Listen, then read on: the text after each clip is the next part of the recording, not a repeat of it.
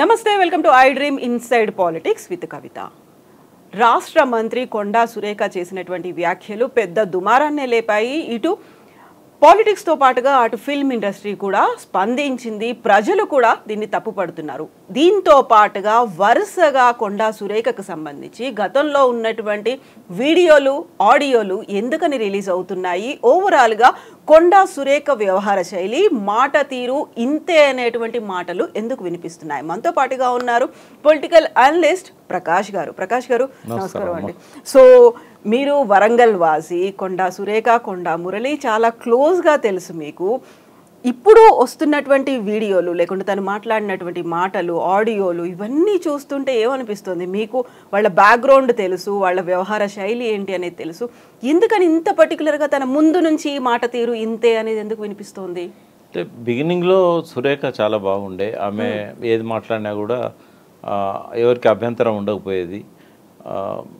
ఇద్దరు కూడా బహుజన కులాల నుంచి వచ్చిన వాళ్ళు, ఇంటర్ కాస్ట్ మ్యారేజ్ వాళ్ళది. కొండామూరులేమో మాకు బంధువు అవుతాడు, కమ్యూనిటీ మున్నూరు కాపు. సురేఖ పద్మశాలి, వాళ్ళది లవ్ మ్యారేజ్, స్టూడెంట్ లైఫ్ నుంచి కూడా.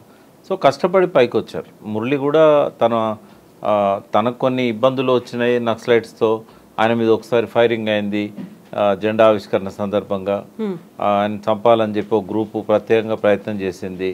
సో ఆయన కూడా తనను కాపాడుకోవడానికి తను ఒక గ్యాంగ్ను మెయింటైన్ చేశాడు. ఇంకా అవన్నీ అందరికి తెలిసినాయి. బట్ సురేఖ ఎప్పుడు కూడా ఆయన చేసే దాడులలో కానీ ప్రతి దాడులలో కానీ సురేఖ భాగం కాలే. ఆమెకు ఒక మంచి పేరు, విలువ అనేది వరంగల్ జిల్లా వ్యాప్తంగా కానీ రాష్ట్ర వ్యాప్తంగా కూడా ఆమెకు ఉండేది. ఆమె చాలాసార్లు ఎమ్మెల్యే గెలిచారు.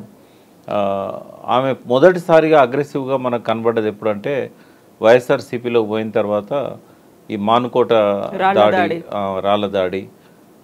ఆ తర్వాత కేసీఆర్ను బండబూతులు తిట్టింది ఒకరోజు. అంటే ఎప్పుడు కూడా ఏ మహిళ ఎవరు కూడా అంత అసభ్యకరంగా కేసీఆర్ని ఎవరు తిట్టలే. ఆ రెండు సంఘటనల వల్ల మానుకోట అండ్ కేసీఆర్ మీద మాట్లాడిన మాటల వల్ల అందరికీ గౌరవం పోయింది ఆమె మీద. బట్ ఆఫ్టర్ లాంగ్ టైం మళ్ళీ ఆమె బీఆర్ఎస్లోకి రావడం, రీబిల్డ్ చేసుకోవడం, ఆమె చాలా లో ప్రొఫైల్లో మంత్రి పదవి ఇవ్వకపోయినా కూడా ఎక్కడ హార్ష్గా మాట్లాడకుండా, సరే నెక్స్ట్ టైం టికెట్స్ ఇచ్చాక దగ్గర వాళ్ళ అమ్మాయికి కూడా టికెట్ అడిగారు. అంటే 3 టికెట్లు అడిగారు ఒక ఇంట్లో. 3 అడిగేసరికి కేసీఆర్ గారు కుదరదు అన్నారు. వాళ్ళకు కూడా ఏంటంటే మళ్ళీ అధికారంలోకి వస్తుందో రాదో అన్నట్టుగా కాంగ్రెస్ వైపు వెళ్ళిపోయారు. వాళ్ళు కాన్స్టిట్యున్సీ కూడా చేంజ్ చేసి ఆమె పర్కాల నుంచి పోటీ చేసింది, ఓడిపోయింది టీఆర్ఎస్ చేతిలో. మళ్ళీ వాళ్ళు ప్రిపేర్ అయ్యి మళ్ళీ వచ్చారు. సో మొన్న మాట్లాడిన మాటలు ఏదైతే ఉన్నదో, గతంలో ఆమె కేసీఆర్ని తిట్టినా కూడా ఇంత తీవ్రంగా ఎవరు భావించలేదు. అంటే ఉద్యమకారులు కేసీఆర్ని అందరు తిడుతున్నారు, ఆమె కూడా తిడుతుంది, ఎందుకంటే ఆమెకు తెలంగాణ ఇష్టం లేదు, వైఎస్ఆర్ క్యాంపులో ఉంది అని అనుకున్నారు. కానీ నాగార్జున వాళ్ళు రాజకీయ కుటుంబం కాదు. తర్వాత గత 70 సంవత్సరాల నుంచి నాగేశ్వరరావు కుటుంబం అనేది రాష్ట్రంలో అందరి ప్రజలకు సుపరిచితమే. ఆయన ఎన్నడూ కాంట్రవర్సీ కాలేదు, ఎప్పుడు వివాదాల్లోకి రాలేదు. నాగేశ్వరరావుతో పాటు నాగార్జున కూడా ఎప్పుడు వివాదాల్లోకి రాలేదు. ఆ కుటుంబాన్ని రచ్చగిచ్చడం, కేటీఆర్ మీద ఉన్న కోపాన్ని ఆ కుటుంబంతో లింక్ చేసి ఈ రకంగా చాలా అభ్యంతరకరమైన మాటలు మాట్లాడడం అనేది, అక్కడ ఎట్లా మాట్లాడిందంటే ఆమె మాట్లాడిన వీడియో చూస్తూ ఉంటే తాను పక్క నుండి అన్ని గమనించినట్టుగా, ఎదుటి వాళ్ళు నమ్మేటట్టుగా ఆమె చెప్పిన పద్ధతి, తర్వాత ఆమె హోదా. ఒక మంత్రి, ఒక సీనియర్ మంత్రి, మొదటిసారి కూడా కాదు ఆమె మంత్రి అయింది. ఆమె ఆ రకంగా చెప్పేసరికి చాలామంది నమ్మే పరిస్థితి వస్తుంది. కేటీఆర్ మీద ఇప్పటికే చాలాసార్లు రకరకాల వీడియోస్ ట్రోల్ అవుతున్నాయి. వాటిని ఆయన ఖండిస్తున్నా, ఆ పార్టీ వాళ్ళు ఖండిస్తున్నా కూడా సో ఈమె చెప్పడంతో దానికి కొంత శాంక్టిటీ వచ్చే అవకాశం ఉంటుంది. అంటే ఒక బాధ్యతాయుత స్థానాల్లో రాజ్యాంగం మీద ప్రమాణం స్వీకారం చేసి మంత్రి పదవి తీసుకొని గవర్నర్ చేతుల మీదుగా ఈ రకంగా మాట్లాడడం అనేది నాకు తెలిసి ఈమె మొదటి వ్యక్తి అని నేను అనుకుంటున్నా. అంటే రాజకీయ నాయకులు బూతులు మాట్లాడడం కొత్త కాదు, దాడులు చేయడం కొత్త కాదు. కానీ ఒక మహిళా మంత్రి ఇంకొక మహిళ గురించి, ఒక రాజకీయ నాయకుడిని భ్రష్టు పట్టించడానికి ఇంత నీచమైన ఆరోపణలు చేసి, ఒక ఇద్దరు సినీ రంగంలో ఉన్న ప్రముఖ మహిళల మీద నిరాధారమైన ఆరోపణలను నమ్మేటట్టుగా చెప్పడం అనేది ఏదైతుందో అది మనసును గాయపరిచింది. నేనైతే నిన్న కూడా ఒక ఛానల్లో చెప్పాను, ఆమె మీద చాలా గౌరవం ఉండేది, ఇప్పుడు పూర్తిగా పోయింది. ఇంకా ఆమెనైతే నేను బర్తరఫ్ చేయాలనే కోరాను రేవంత్ రెడ్డి గారిని. ఎందుకంటే ఒక పనిష్మెంట్ ఉండాలి. ఆమె మాటల్ని వెనక్కి తీసుకుంటున్నా అన్నది. మాటల్ని వెనక్కి తీసుకోగలుగుతారా? రాసిన కాగితాన్ని చింపేయగలుగుతారు, పుస్తకాన్ని చింపేయగలుగుతారు, మెయిల్ని డిలీట్ చేయగలుగుతారు, మెసేజ్ని డిలీట్ చేయగలుగుతారు, మాటల్ని డిలీట్ చేయగలుగుతారా? బేషరతుగా వెనక్కి తీసుకుంటున్నాను అన్నారు. షరతే ఉంటుంది అందులో. అది కాదు అసలు. ఆ మాటలు ఆ ఇద్దరి హృదయాలను ఎంత గాయపరిచినాయి. ఆ ఇద్దరు హీరోయిన్స్. సమంత అంటే ఎంత రెస్పెక్ట్. ఒక సావిత్రి తర్వాత మళ్ళీ ఆమెను సావిత్రి రూపంలో సౌందర్య తర్వాత ఈమెను చూసాం మనం. ఒక విలువలున్న హీరోయిన్ ఆమె సమంత. ఒక మంచి కుటుంబంలో కోడలుగా వచ్చింది.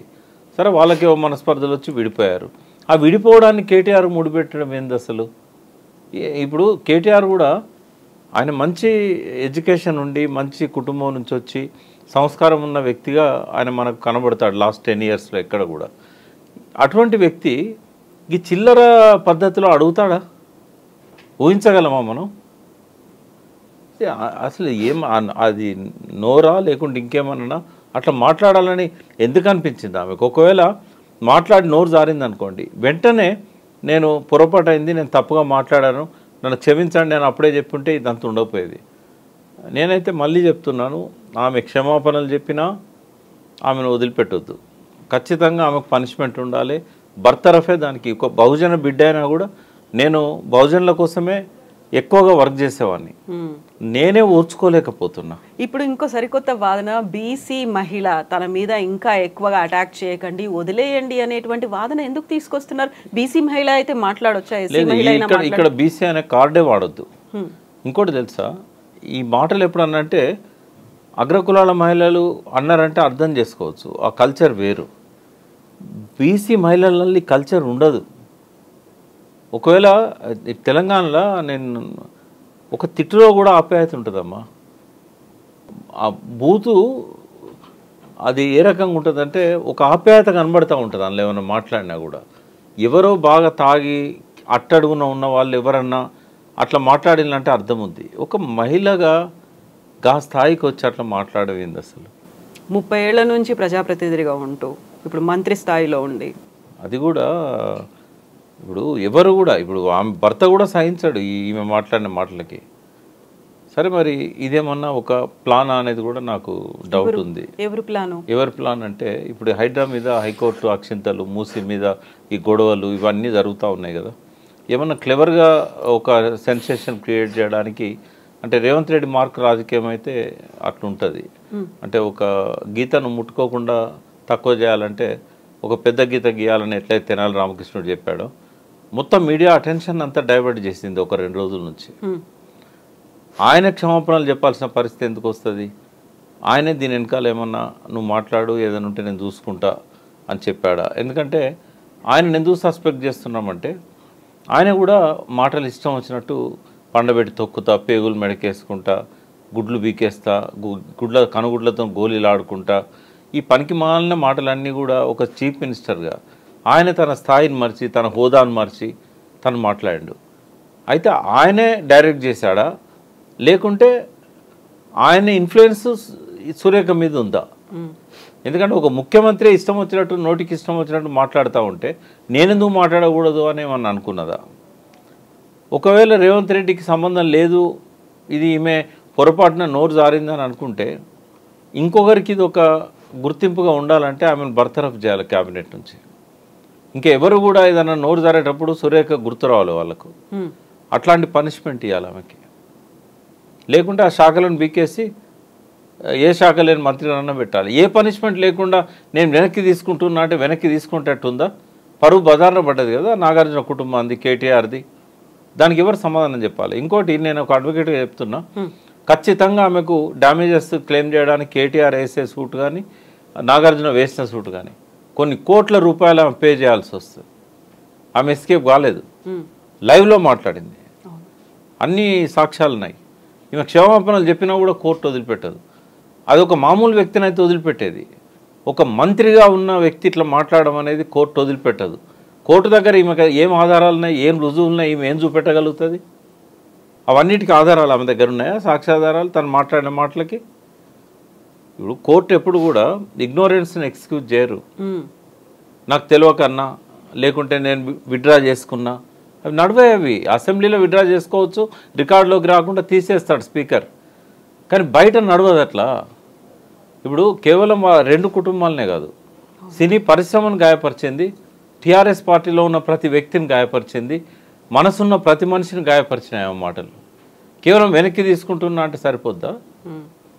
కాబట్టి చాలా సీరియస్ అంశం అమ్మా ఇది భవిష్యత్ తరాలకు ఇది ఒక ఈమె మాటల వల్ల ఏదైతే పనిష్మెంట్ వస్తుందో అది ఆదర్శంగా ఉండాలి, ఇంకోరెవరు మాట్లాడకుండా ఉండాలి. కానీ రేవంత్ రెడ్డి అంత సంస్కారవంతుడైతే నేను అనుకోవట్లేదు. ఆయనే బూతులు మాట్లాడుతున్నాడు, ఇంకా యథారాజా తదా ప్రజ అయిపోతుంది. ఇప్పుడు ఈ కొండా సురేఖ మాట్లాడినటువంటి మాటలు, వీడియోలు అన్నీ బయటకు వచ్చిన తర్వాత వరంగల్ ఈస్ట్కి సంబంధించి ఏం జరుగుతుంది, అక్కడ ఒక గుండారాజ్ అనేది తయారైంది, లేకపోతే ఇద్దరు ఒక మాఫియాని మెయింటైన్ చేస్తున్నారు, ఇంకొక పర్సన్ నవీన్ రాజ్ అనే పర్సన్ని మధ్యలో పెట్టుకొని వాళ్ళు అటాక్స్ చేస్తున్నారు, ఇవన్నీ ఎందుకు మాటలు వినిపిస్తున్నాయి ఇప్పుడు? అంటే ఫస్ట్ టర్మ్లో ఆమె టీఆర్ఎస్ అధికారంలోకి వచ్చాక, తెలంగాణ వచ్చాక ఎప్పుడైతే టీఆర్ఎస్లోకి వచ్చిందో వాళ్ళ దౌర్జన్యాలు కానీ దాడు అంటే ఎట్లుండేదంటే కొండమురళి వ్యక్తిత్వం ముళ్ళుతో తీస్తానేవాడు. ఆయన సహజంగా దుర్మార్గుడు కాదు. ఆయన ముళ్ళుతోనే తీయాలి. దాడుల నుంచి కాపాడుకోవడానికి ఆయన మాఫియాగా మారిండు, పోలీసుల దుర్మార్గాలను ఎదిరించిండు, అట్లే దౌర్జన్యం చేసే వాళ్ళని కూడా ఎదిరించిండు. ఆయన లోపల మంచి ఉంది, చెడు ఉంది. ముళ్ళుతో తీయాలనే తత్వం ఆయనది. ఆయన ఒక గుండాగా చిత్రించారు. సరే ఏదైతే ఆయన దాన్ని కంటిన్యూ చేశాడు. కానీ 2014లో ఎప్పుడైతే టీఆర్ఎస్లోకి వాళ్ళు వచ్చారో, వాళ్ళు వచ్చిన తర్వాత వాళ్ళు దాన్ని ఆపేశారు. ఎటువంటి దాడులు కానీ దుర్మార్గాలు కానీ నవీన్ రాజు లాంటి వాళ్ళు ముందుండేదన్నా చేసినా కూడా అంత ముందున్న పద్ధతిలో అయితే జరగలేదు. అవి ఒక పెద్ద మనిషిగా ఉండేవాడు. ఇప్పుడు నేను కూడా ఒకసారి పోయినాను ఆయన దగ్గరికి, మ్యాట్రిమోనియల్ ఇష్యూ, అది డైవోర్స్ సంబంధించింది. వీడు పిలిచి మాట్లాడి విడాకులు చేయించండి, వాళ్ళకి ఇచ్చిన డబ్బులు ఏదో ఇప్పించండి అంటే చేశాడు ఆయన. అంటే అటువంటి అవసరాలు ఉంటాయి అక్కడ. బట్ దాన్ని బట్టి ఆయన, నాకు తెలిసి లాస్ట్ 10 yearsలో ఎక్కడ కూడా మాఫియా పని ఆయన చేయలేదు. సురేఖ కూడా వాళ్ళ అమ్మాయి కూడా ఎంతో సంస్కారవంతులుగానే వాళ్ళు ఈ పాలిటిక్స్లో ఉన్నారు. వాళ్ళ అమ్మాయికి టికెట్ అడిగినా ఇవ్వకపోయినా, ఆయన కాంగ్రెస్లోకి పోయినా తర్వాత కూడా దౌర్జన్యాలు చేయలేదు. ఈ 10 years టీఆర్ఎస్ పాలనలో కేసులు ఏం లేవు. ఇప్పుడు కాంగ్రెస్లోకి వచ్చిన తర్వాత మళ్ళీ ఏమైనా మొదలు పెట్టాడో నాకైతే తెలియదు. బట్ అది కంటిన్యూ చేయడాన్ని నేను అనుకుంటున్నా. ఎందుకంటే ఆయనకు ఇప్పుడు అవసరం కూడా లేదు. ఆయనను ఎవరైతే చంపాలనుకున్నారో వాళ్ళు ఎవరు లేరు ఇప్పుడు. కాబట్టి మళ్ళీ ఆయన ఏదో మాఫియా అవతారం ఎత్తాల్సిన అవసరం అయితే ఆయనకు లేదు. ఆ పార్టీయే మొత్తం ధ్వంసం అయిపోయింది. ఆయన మీద ఎవరైతే చంపాలనుకున్న పార్టీ ఉందో దానికి నేను అడ్వైజర్గా ఉన్నాను. కాబట్టి ఆ రోజుల్లో నాకు తెలుసు ఆయన మీద అటాక్ ఎట్లా ప్లాన్ చేశారు, ఎట్లా తప్పించుకున్నాడు, తర్వాత వాళ్ళు ఏమనుకున్నారు, తర్వాత అక్కడి నుంచి ఆయనే వాళ్ళల్లో శత్రుశేషం లేకుండా చేయడానికి ఆయన మీద కక్ష కట్టిన వ్యక్తిని ఈయన ఎట్లా చంపించాడు. స్టేషన్ గన్పూర్ దగ్గర ఒక కల్వర్ట్ రిపేర్లో ఉన్న కాడ జీబ్లో పోతుంటే అక్కడ ఆపేసి చంపేశారు ప్రతాప్ రెడ్డి. ఈ వాజ్ ద లాస్ట్ పర్సన్ ఆయన మీద కక్ష కట్టిన వ్యక్తి, వాళ్ళ ఊరతనే. అయితే ఇవన్నీ తెలుసు. బట్ ఇప్పుడు అవసరం లేదు మురళికి. మురళి గత 10 ఏళ్ల నుంచి ఎట్లా ఒక సిన్సియర్గా హానెస్ట్గా ఉన్నాడో, పెద్ద మనిషిగా ఉన్నాడో కులంలో, అట్లాగే ఉంటే సరిపోతుంది. సురేఖది అనేది అన్ఫార్చునేట్, ఇట్స్ అన్ యాక్సిడెంటల్. ఆమె ఇంటెన్షన్ కన్నా యాక్సిడెంటల్ కన్నా పనిష్మెంట్ అయితే ఉండాలనేది నేను కోరుకుంటున్నా. ఆ కుటుంబానికి దగ్గరున్నా, ఆ పట్ల గౌరవం ఉన్నా కూడా ఇటువంటి భవిష్యత్తులో ఎవరు మాట్లాడొద్దు అనుకుంటే she is deserved for punishment. Exactly. ఇప్పుడు ఈ మధ్య కాలంలో వినిపిస్తుంది అంతా మహిళల మీద అటాక్స్ అనేవి. ఇప్పుడు రాజకీయాల్లో ఉన్నా లేకపోయినా ఇంట్లో ఉన్న వాళ్ళ మీద కూడా అటాక్లు అనేవి ఇలా జరగడం అనేది సోషల్ మీడియా యుగం వచ్చిన తర్వాత ఇంకా పెరిగినట్టు అనిపిస్తుంది. ఏం జరగాలంటారు? మంచిది కాదమ్మా అది. స్త్రీలను గౌరవించే దేశం అని చెప్తాము. మన ఇంట్లో కూడా ఒక తల్లి ఉంటుంది, ఒక చెల్లె ఉంటుంది. ఇప్పుడు బూత్ అనగానే అది మహిళల మీద ఎక్కువ పెట్టే విధంగా ఉంటుంది. వాడు మొదలు పెట్టడమే అమ్మతో మొదలు పెడతాడు, భార్యతో మొదలు పెడతాడు. ఇది పితృస్వామ్య వ్యవస్థ యొక్క అవశేషం. ఇది ఈ కల్చర్ను పోగొట్టాలంటే సిలబస్లో చిన్నప్పటి నుంచే పిల్లలకు తల్లి అంటే ఏంది, మహిళ అంటే ఏంది, ఈ గౌరవాన్ని పెంచే విధంగా ఎడ్యుకేషన్ సిస్టమ్ ఉండాలి. ఇప్పటికీ ఆ చదువురాని తరం ఒకటి ఇంకా ఉంది. వాళ్ళు తిట్టుకున్నప్పుడు ఈ బూతులన్నీ నెక్స్ట్ జనరేషన్ మీద క్యారీ అవుతూ ఉన్నాయి. దీనికి ఒక సాంస్కృతిక పరంగా ఒక కాన్స్టెంట్ ఎఫర్ట్ లేకపోతే ఇవి నెక్స్ట్ జనరేషన్ కూడా క్యారీ అయితే. కాకపోతే వాళ్ళు తెలుగులో బూతులో తిట్టుకున్నారు, ముందు మాండలికంలో తిట్టుకున్నారు, తర్వాత తెలుగులో తిట్టుకున్నారు, ఇప్పుడు ఇంగ్లీష్లో తిట్టుకుంటున్నారు. మళ్ళీ అవే బూతులు. చదువుకున్న వాళ్ళు అమ్మ టార్గెట్ అవుతుంది, మహిళ టార్గెట్ అవుతుంది. ఈ కల్చర్ పోవాలి, దీనికి అగెనిస్ట్గా ఒక ఫైట్ అనేది స్టార్ట్ కావాలి. వీటి మీద పనిష్మెంట్స్ కూడా బాగుండాలి. ఊరికే చూస్తున్నట్టు వదిలిపెట్టకూడదు. వాళ్ళ ప్రభుత్వంలో ఉన్న మంత్రిని చూస్తున్నట్టు వదిలేస్తే రేపు కోర్టు అయినా, ఇప్పుడు రేవంత్ రెడ్డి గారైనా, ఇది ఒక ప్రెసిడెంట్ అవుతుంది. రేపు ఇంకొకరు తిడతారు, సారీ చెప్తారు. రేపు అసెంబ్లీలో తిడతారు, సారీ చెప్తారు. పద్ధతి అది. ఖచ్చితంగా she is deserved for punishment. S Prakash garu, thank you so much అండి. Thank you.